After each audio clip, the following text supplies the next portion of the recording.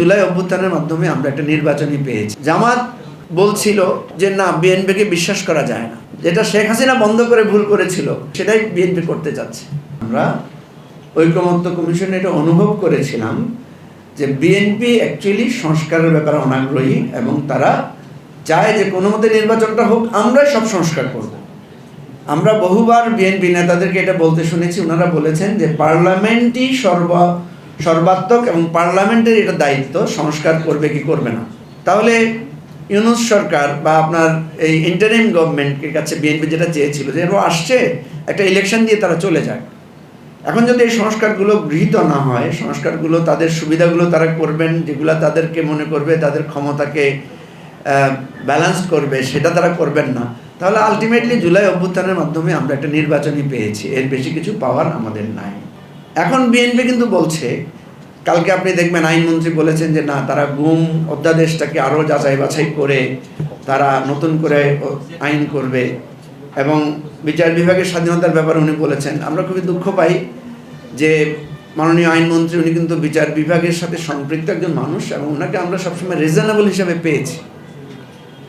এবং এই যে আইন মন্ত্রণালয়ের যে সমস্ত অধ্যাদেশ সব কিছুতে কিন্তু ওনার একটা কন্ট্রিবিউশন ছিল। দুর্ভাগ্যের বিষয় হচ্ছে উনি ক্ষমতার চেয়ারে বসার কারণে উনি এখন দলীয় মোড়কে ওনাকে চলতে হচ্ছে। এটাই তো আমাদের গতানুগতিক রাজনীতিতে আমরা যে পরিবর্তনটা চেয়েছিলাম, আমরা যে নতুন রাজনৈতিক বন্দোবস্তের কথা বলেছিলাম, সেটা তো এটা না, এবং এটাকেই তো আমরা বদলাতে চেয়েছিলাম। প্রশ্ন হচ্ছে, একটা মজার স্মৃতি বলি আপনাদেরকে, আমরা যখন ঐকমত্য কমিশনে দেখলাম তখন আমরা দুইটা ট্রাস্ট ডেফিসিট দেখলাম। বিএনপি বলছে যে পার্লামেন্ট ঠিক করবে কি আইন হবে কি হবে না, সংবিধান কোথায় সংশোধন হবে, এটা পার্লামেন্ট করবে। জামাত বলছিল যে না, বিএনপিকে বিশ্বাস করা যায় না, বিএনপি বলছে এটা করবে কিন্তু করবে না। আমরা যারা মাঝখানে ছিলাম আমরা নেগোশিয়েট করার চেষ্টা করলাম বোঝানোর জন্য, বিএনপিকে বোঝানোর জন্য, জামাতকে বোঝানোর জন্য যে আসেন আমরা অন্তত কিছু এই ঐকমত্য কমিশন বা সংস্কার কমিশনের মধ্য থেকে আমরা কিছু অন্তত অ্যাচিভ করি। আমরা মিটিংয়ের বাইরেও অনেক আলোচনা করেছি। আমার এখনও মনে পড়ে যে একটা জায়গায় এসে আমরা আউট অফ দি মিটিং আলোচনা করলাম যে অন্তত একটা সংস্কারের জন্য যদি বিএনপিকে রাজি করানো যায়, আপার হাউসটাতে যদি আমরা ভোটের পিয়ারটা করতে পারি, তাহলে অন্তত আপার হাউসটা একটা ভাইব্রেন্ট আপার হাউস হবে।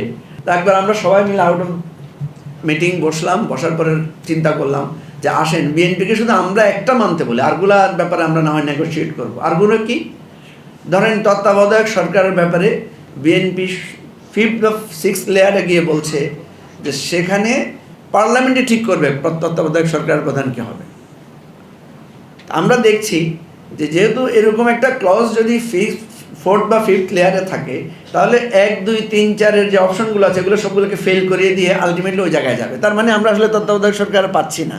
আমরা পাচ্ছি কি, পার্লামেন্টে যার সংখ্যাগরিষ্ঠতা থাকবে সে জোর করে যাকে তত্ত্বাবধায়ক সরকার প্রধান বানাবেন উনিই হবেন তত্ত্বাবধায়ক সরকার প্রধান। অর্থাৎ নিরপেক্ষ নির্বাচনের যেটা শেখ হাসিনা বন্ধ করে ভুল করেছিল, যে তার ক্ষমতা পরিবর্তনটা কিভাবে হবে সেটাই সে বন্ধ করে দিয়েছিল, সেটাই বিএনপি করতে চাচ্ছে।